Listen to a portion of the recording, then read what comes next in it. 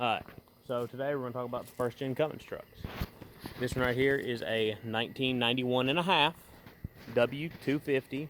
It's a four-wheel drive. It's an automatic.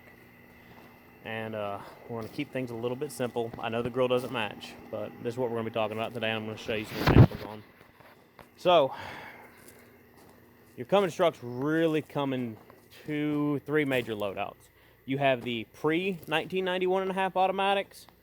You have the post-1991 and a half automatics.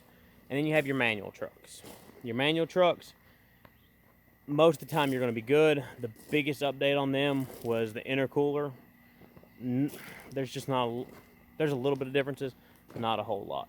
Now the automatic trucks, you're going to see a big difference in price on them. Now, the reason for that is in the early first gen Cummins, they use a 727 non-overdrive automatic transmission. And then in 91 and a half, they updated it to a A518 overdrive transmission. Now, just a simple tranny swap. Everybody's going to swap these over to like a 47 RH or something. It doesn't sound like a big deal. But the big deal lies in the axles.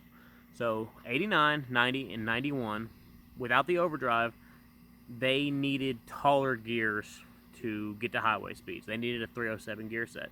The problem is the 1-ton Dana 60 fronts and the Dana 70 rears, they weren't ever really built to hold 307 gears. They actually had them back in the 70s, but for now, keep it simple. All right. So what they did is they actually made the housing case on the front Dana 60 like 3/4 of an inch wider to compensate for the pinion to make that bigger pinion gear match with that ring gear. Now, what does all that matter? Well, what that means is when you have a 307 gear truck, you're going to have to actually, to re-gear it is going to be a giant pain in the ass. And most of you guys are not going to want to keep these on stock height, so 307 gears doesn't really do you a lot of good. Or you're going to put an overdrive transmission in it, and unless you're trying to get 100 miles a gallon, doesn't make a whole lot of difference. So, long story short, the 89, 90, and 91 have a Dana 60 in them that is very undesirable. You can re-gear them. They are a pain in the ass to re-gear. Supposedly people make spacers and all this stuff. Whatever. So if you're looking for one and you're going to, make it a nice big mud truck and you're planning to re-gear it, you 100% want to look for a 91 and a half, 92, and 93. Now, how do we identify that 91 and a half, 92, and 93? Now, some people will tell you look at the grill. Obviously on this truck, it has a 1980 style Dodge grill. Even though when I bought the truck, I was assuming it was a 727 truck. I lucked out. Someone had changed it. Nobody wanted it because they thought it was a 727 truck. I got lucky. It's obviously intercooled. So, the 727 trucks are almost always going to have this grill, except for the 91s.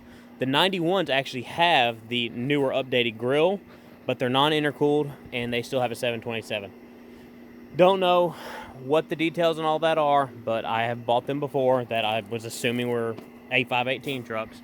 Ended up getting screwed pretty hardcore. Now, the next easiest way to tell if it's an A518 or a 727 truck, intercooler. If this horn right here faces towards the driver fender, it's most likely intercooled and runs through there. If this horn faces towards that turbo and connects directly with that turbo, it's non-intercooled. Next, look at our transmission. You're going to see there's a few little servos and stuff on the tail housing. You'll see the main transmission. Now, right behind the pan, you'll see where the tail housing bolts to it. If it looks like it has mechanical parts in it, it's most likely an A518. And the big thing you want to look for is we're trying to identify that front axle, right? So I'm going to show you how to quickly identify a Dana 61 307 gear case to a Dana 60. Look at my diff, right? Front of the truck, diff. We're gonna look at this little tag. And this little tag is either gonna say 307, 355, or 310. There's gonna be a bunch of numbers on it. This one's really dirty, as you can see. I'm sorry guys, give me a second. Give me a second, we're looking. Goddamn, there's some grease.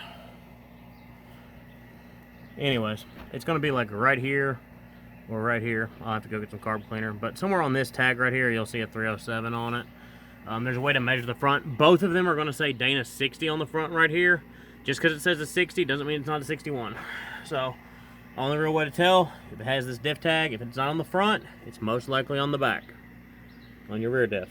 If neither one of those have them, you're kind of taking a risk, and you want to identify it by having an intercooler. And the grill, don't go by the grill. If it has an intercooler, it looks like it has an A518, chances are it does not have 307 gears, and it's all good. So, my phone's kind of dying, so we're going to cut it short there, and that's your little first-gen Cummins update, or buyer's guide thing.